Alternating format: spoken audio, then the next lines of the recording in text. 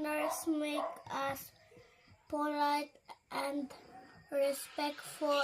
I always say please when I ask for something, and thank you Itudlo.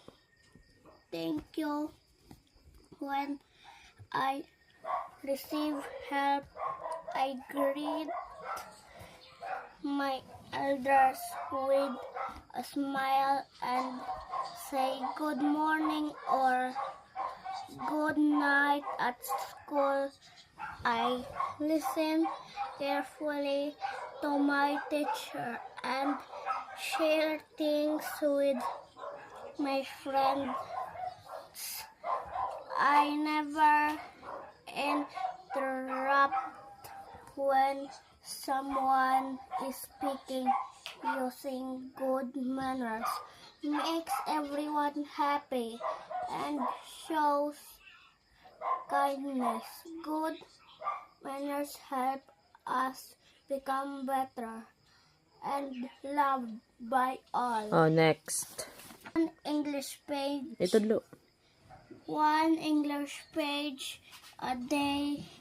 He didn't like reading English books. Look hard, but one day he picked up a simple storybook, just one page every night before bed.